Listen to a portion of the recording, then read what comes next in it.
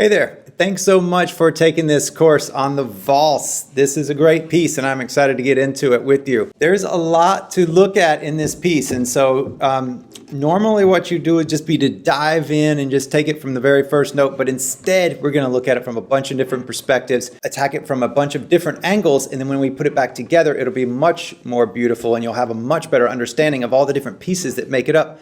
That way you can have a more three-dimensional sound and a more transparent piece. It'll sound like more people playing. It'll sound like multiple people. So this is what's going to happen. But first, let's just take a bird's eye view and get the form of this piece. So looking here, we have the full piece. I know it's very small, but this is a bird's eye view after all. The first thing to notice is that every two lines, there is this repeat section right here. There's constantly this repeat. And so what that tells us is that we have all these different sections. So we have, and I've already labeled them on here, but we have A, B, C, D. And so our form so far is A, A, B, B, because we're repeating them, C, C, and D, D. But we also have, down here, we also have this DC al fine at the bottom. And DC, da capo, means go to the top. Go to the top and play without repeats until you see the fine, which happens to be right here. So then we're going to play A, B again at the end. So then we have A, B at the end. So there's 10 sections we actually play through here, including the repeats. That's a lot. So it's a long piece. You can, if you want to, you can shorten it or something if you only have less time. But this is as written, this is how it goes.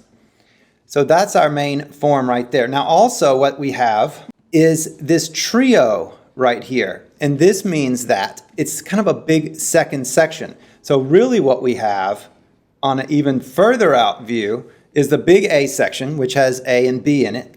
The big B section, which has C and D in it. And so it's like a minuet and trio. We're in 3/8 time. It's like a little minuet with a trio. So it's kind of the other side of the coin is the trio. It's a little bit contrasting. It's just kind of a little bit different flavor. And then we go back and repeat the first one, that big A section at the end. So the big form is ABA.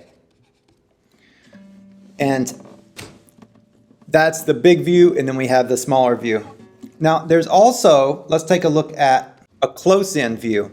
And if you look even closer in here, what we have is this G right here. And that is this G that kind of just plows right through this piece. It goes a lot. There's this open third string that goes through much of the piece. It's just like it's every other note. It's this bouncing. And so that's, whenever something's repeated like that, it's not a main feature. It's more like atmospheric background stuff. So what we're going to have to do is to be able to actually make that in the background so that it's not just this hammering thing that just blands out the entire piece and clouds out what's really important, the moving lines, the melody and the bass.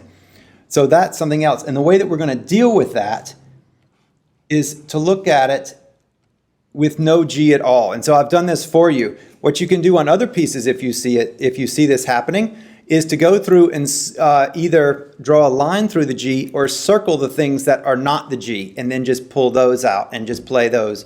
So that without the repeating line that goes through, it's called a pedal. Whenever we have a tone that just goes constantly through something, it's called a pedal.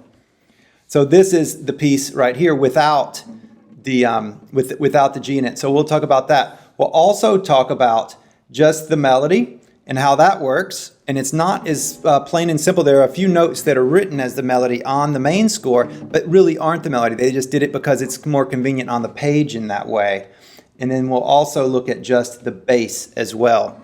Now, if you need to, we can look at the colored notes. So I've actually color-coded the string changes. So if you're doing just your right hand work by itself, then you can look at that if you need to. And then also there is tab as well, in case you would like to consult the tab for any fingerings or if your note reading isn't as good as you would like it to be. But if you can use the music, then you're actually getting better at reading music, and so that's great as well. But it's there for you should you need it. So with all that said, there are some exercises that you'll need to do in your right hand away from the piece. So not thinking about the left hand and what notes am I playing, but also some right hand things that will prepare you to make all this work together. And we're going to look at those really individually, and you can put that into your technical practice during your when you're practicing your other things besides the actual piece, which hopefully you do something like that each day.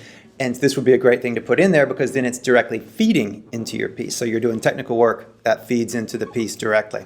And we'll do that in the next video. So I will see you there.